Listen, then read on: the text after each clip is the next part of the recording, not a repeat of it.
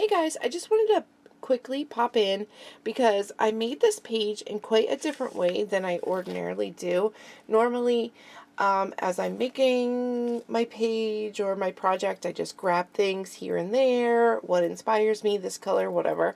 And this page is inspired by this photograph that I got from my friend Debbie. She sent me some happy mail with a whole bunch of vintage photographs in it, and this was one of them. And I thought to do things a little differently, I would just pull things from my stash that I thought would match or go with this and then make a page like that. So I first grabbed these tickets. They're vintage UK bus tickets that I sell in my Etsy shop, and this brown color kind of matches. And then I thought as like an accent color I could use green. So the ticket is green, but then it also has this blue color. So for inks or kind of like liquid color or color, I don't know why I called it liquid color. For color, I have Lindy's Stamp Gang spray in My Mojito green. And then I also have Moonshadow Mist, also by Lindy's. And this is Treasure Island Aqua. And then, so the blue on the tickets, sorry guys, I have this Lindy's in Afternoon Delight Denim, and it has that nice blue tone, but it also has a shimmer to it that is green, so I thought that would go perfectly. Now, that's not to say that I'm going to use everything. It's just stuff that I pulled from my stash that I thought I could use, and maybe this is going to help me craft quicker. Who knows?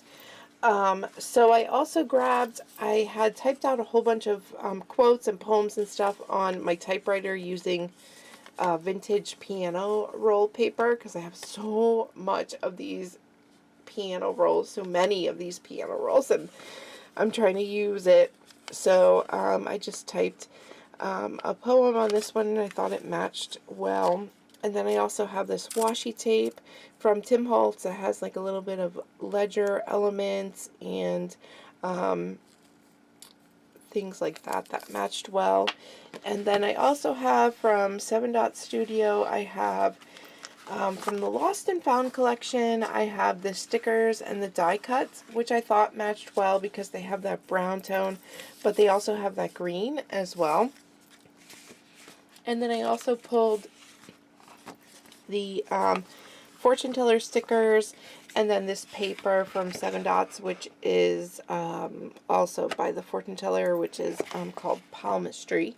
And then for the brown, I thought maybe I could use my golden, what is this, High Flow in sepia, or maybe my Dina Wakley scribble stick in umber. I don't know. I don't know if I'll use all of this stuff, but it's stuff that I pulled, and I'm going to have it right here.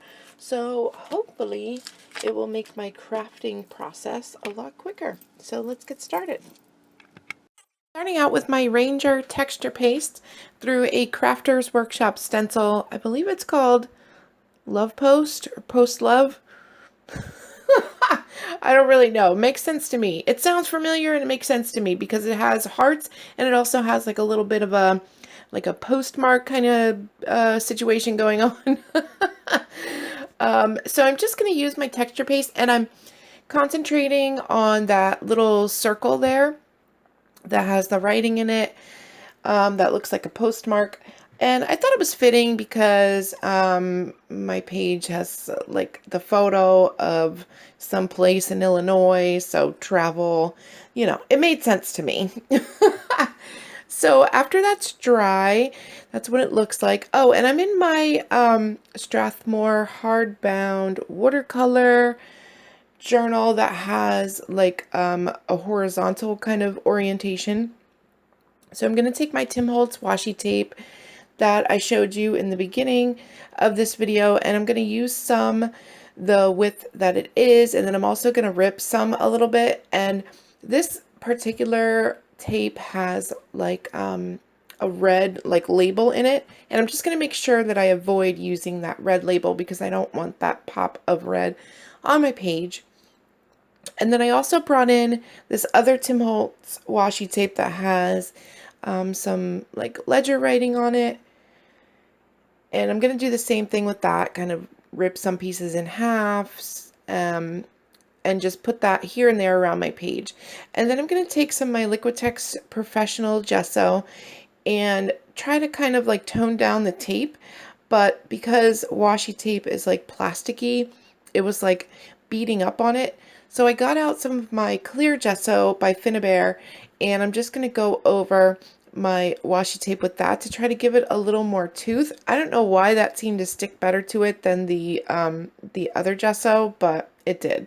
So then I'm going to tone everything down with the gesso, and I'm going to go in with my sepia acrylic high flow, and also my scribble stick in umber, both things I showed you in the beginning of the video.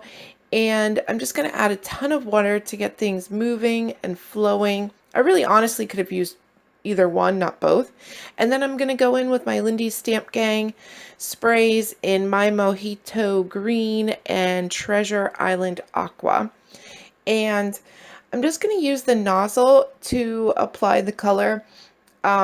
It's easier to do than like spraying it. It's easier to control than spraying it, I guess I should say. And I could have used a paintbrush instead of the nozzle, but who wants to go through all that getting the paintbrush out? It's just as easy to use the nozzle. So yeah, the Mojito Green is green, obviously. And the other color is more brown, and it has like a more green aqua shimmer to it. So I'm just going to put that around, concentrating around my washi tapes and that texture paste to kind of bring that forward so you can see the texture, and a little bit in the corners. And I'm also going to add some splatters of that as well. And then I'm going to work on my composition. So I have my photograph, I have my tickets, I have a piece of ledger paper. This is like legit ledger paper. You know, it matched with the theme of my washi tapes in the background, and the colors match the photograph. And I also have some the backing of circle drywall tape, so it's like sticky, or yeah, like a sticker. And when you take the backing off, it's like this delightful brown vintagey color. So I'm just going to use that because you guys know I don't like to throw anything away. So we're going to use that. I also have some like leaf die cuts. It's a Tim Holtz die cut, and I cut those out of ledger paper, and I'm just going to glue my stuff down with clear tacky glue. I have a circle die cut element from the 7 Dot Studio. That clearish or translucent kind of piece is from a vintage sewing pattern. And I did glue my poem down with some tape runner, just because it's a thinner kind of paper. It's the piano roll, and I didn't want, sometimes when you use like a thicker liquid glue like the tacky glue, it kind of leaves like like you could see where the glue is when you turn it over, if you know what I mean. And I wanted to avoid that, so I just used the tape runner, and it works pretty well. The reason I'm using clear tacky glue for the rest is just convenience. It's what I have, and I'm going to use it. I don't have any affinity towards it. It's just what I have, and paper glues down really easy, so I don't need anything really that strong, like Glossy Accents, which is another favorite glue of mine. But for this, the tacky glue works perfectly. I also have a little strip of canvas that I'm going to put there. And I was thinking about what kind of title I wanted to use for the page. Oh, first I tucked in some more of these doily pieces here and there to bring in some white from the background. So I was thinking about a title, and then I flipped my photo over and it says Main Building, Normal, Illinois. So I was like, I'm just going to pop that puppy on there as a title. Why not? That's the name of the building. And I also, because I'm gluing it down, I didn't want to lose that that's what it said on the back. So using it as a title helped with that. So I just typed out main building, Normal, Illinois, on a piece of piano roll paper, the same as I printed the poem out on, which is a Robert Frost poem. I don't think I said that. I'm not sure of the name. I think it's something about the woods. That was not helpful at all. Robert Frost. Yeah. And then I'm going to go in with my Distressed Ink and Ground Espresso, and it's called ATC Size Postscript, I believe. It's by Viva Las Vegas Stamps. And I also have my Row of Numbers, my favorite, by Viva Las Vegas Stamps. Teeny tiny numbers in a row. And then this big one here is called Waybill Invoice.